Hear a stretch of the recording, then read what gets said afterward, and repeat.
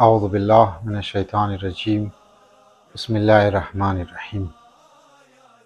معمولا د social media انسان بعضی از نادان افراد را میگردن که خب تو وقتی که کار نمونی، زحمت نمیکشی یا اگه مشکل داری، پس بر دعا کن.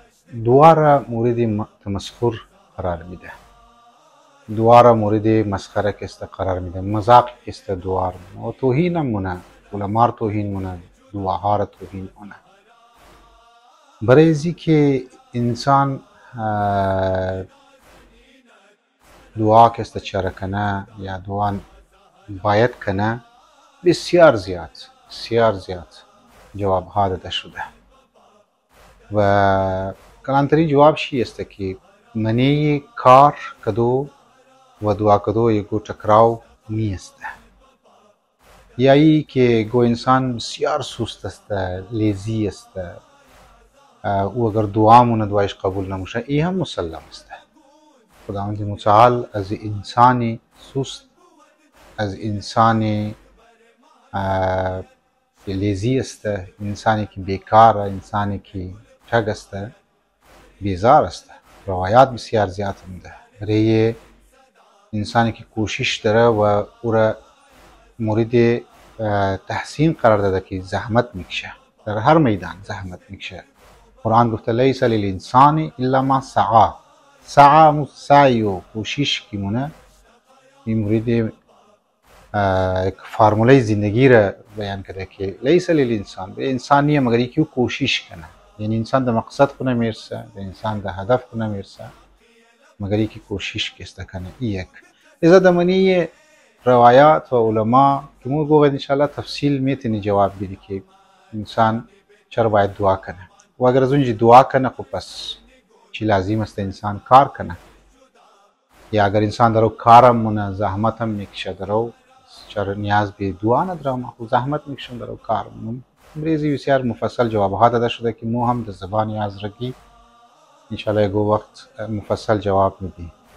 لیکن از اولابا اگر انسان توخ کنه که دعا را وقتی من روایات توخ منه، دعا بما هو دعا، یعنی دعا خود چی هم نتیجه هسته هم وسیله. بسیاری از کارها رو توخ منی که نتیجه هسته لیکن روی یک وسیله هم ده.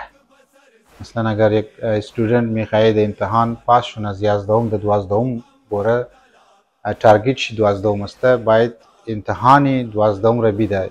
امتحان دو یک وسیله هسته و تارگیت ده 12م کلاس رسیدو هدف است. لیکن دعا هم وسیله هم هدف است. انسان همی که دعا مونه معنیشی است که ده هدف رسیده. یعنی چی؟ یعنی که اگر اینقدر تاکید شده من روایات دعاها، معنیشی است که انسان امو لحظه علاوه که حاجات چی یک مشکلات چی حل میشه، خود دعا کی وسیله است. انسان ده هدف گرسته، یعنی گاتو کت خدا درو راز و نیاز می و هدف خلقت انسان، هدف خلقت انسان دعا هست. هدف خلقت انسان رسیدن به خدا هست. هدف خلقت انسان دعا به معنی ازی که انسان کت خدا راز و نیاز کنه، کت خدا هم کلام شونه، کت خدا قرب خدا را حاصل کدو و بهترین قربی که انسان میتونه شی وسیلهش که میتونه برسه و دعای از زن من. مثلا دعا هم هدف هم وسیله. بسیار تاکید شده دعای کومیل، دعای عرفه، دمانی مفاتیح الجنات، دعاها که هم ده معنیش است که اهل بیت میخواه که تو از طریق ازی وسیله گاه ده هدف رو برسی. ایدو سه که اگر مو میگن بعضی اوقات دعاها قبول نموشه، از خود یک شرایط داره که شما از علما شنیدین، شرایط دعا رو شنیدین، شما همو پرینسپلز دعا رو شنیدین که اینی کارا باید کنین دعا که است قبول بشه. بالکل همیتر است. یکی از شرایط دعا که بسیار مهم است و یکی شما قبل از دعا باید شکر کنی خداوند متعال را.